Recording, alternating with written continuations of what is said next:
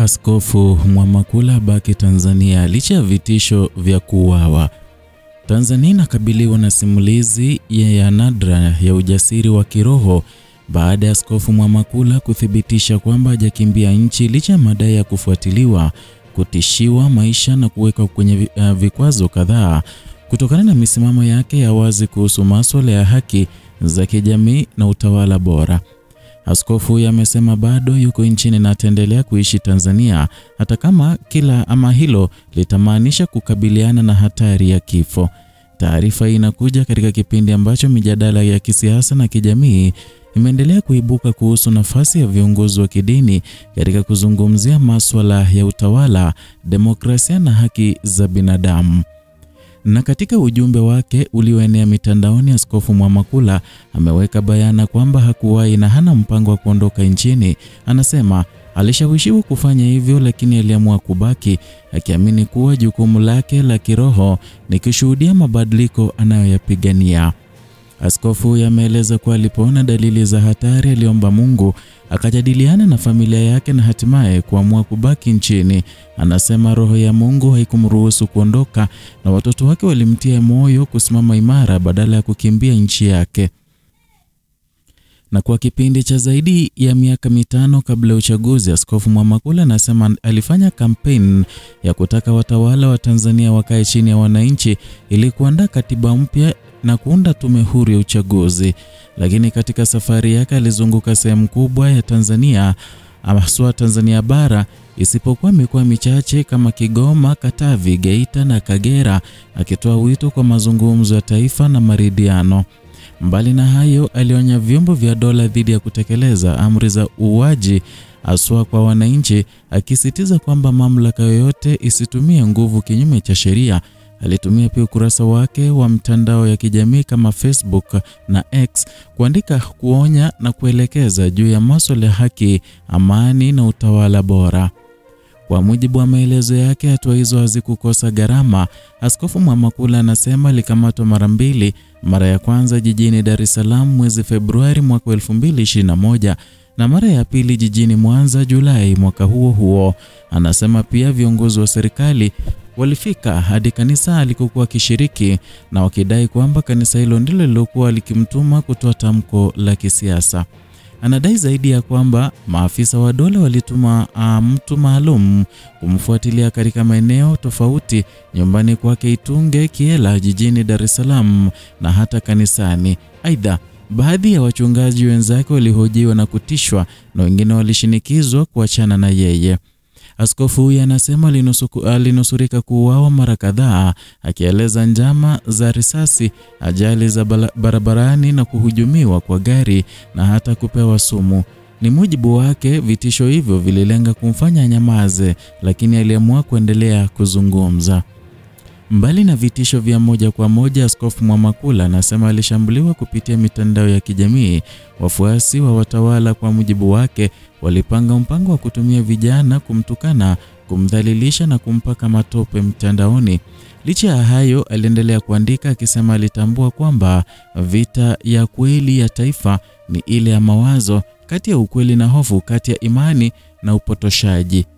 Askofu huyu anasema hana hofu ya kuuawa kwa kuwa anachofanya ni kwa ajili ya mustakabali wa taifa. Anasema ikiwa kifo kitapangwa kwake, haitakuwa jambo la kushangaza kwa sababu historia imejaa mifano ya viongozi wa dini waliouawa kwa kutetea haki na ukweli. Anataja majina ya Askofu Mkuu Oscar Romero wa El Salvador aliyeuawa kanisani mwaka 1980 na Askofu Janani Luwum wa Uganda aliyeuawa kwa amri ya Idi Amin Dada mwaka 1977, akisema hana hadhi kubwa zaidi kuliko wao. Kwa maoni yake, kifo kitakuwa ama hakitakuwa mwisho, bali sehemu ya ushuhuda wa imani kwamba haki na ukweli haviwezi kuzimwa kwa uoga. Na katika waraka wake huo, Askofu Mwamakula anatoa maelezo ya kina kuhusu kile anachokiita udanganyifu wa kimfumo. Anasema watawala wa Tanzania wamezoea kupumbaza wananchi na kutumia viongozi wa dini wanaofadhiliwa na serikali. Anadai mikutano ya kidini imekuwa ikitumika kueneza imani kwamba nchi haiwezi kukumbwa na machafuko kwa sababu Mungu anaipenda sana Tanzania. Askofu yanapinga hoja hiyo akisema ni tafsiri potofu ya imani, na kwa mtazamo wake Mungu si kinga ya taifa linaloruhusu maovu kama kutekwa, kupotezwa au kuuawa kwa raia wasio na hatia. Anasema hata Israeli, taifa la Mungu katika Biblia, lilikumbwa na maafa ya kupelekwa utumwani kwa sababu ya kutenda dhambi. Kwa hivyo anasema Tanzania haiwezi kujificha nyuma ya jina la dini, huku damu ya watu wasio na hatia ikiendelea kumwagika. Askofu Mwamakula pia ametumia ujumbe wake kuwataka wale wote wanaomfuatilia kupeleka ujumbe wake kwa wakubwa wao, na anasema huenda wataguswa na ukweli wa kuacha vitendo vya ukatili. Anaongeza kuwa ujumbe huu unalenga kuamsha dhamiri ya viongozi wanaotumia mamlaka vibaya, si kueneza chuki. Sehemu yenye utata zaidi katika waraka wake ni madai kuwa nchi ya Tanzania kuna uwepo wa vikosi vya kigeni vinavyohusishwa na mauaji ya uporaji wa haki za wananchi. Anasema baadhi ya vijana na wananchi wamekutana na askari wasioweza kuzungumza Kiswahili vizuri au ambao huongozwa na askari wa Kitanzania anayesimamia, na maelezo yake askari hao tekeleza majukumu ya asili ya kuwadhuru raia. Askofu huyu anadai vikosi hivyo havingeweza kuingia nchini bila ruhusa ya viongozi wa juu wa Tanzania, na wala havingeweza kuondoka nchi zao bila idhini ya serikali zao.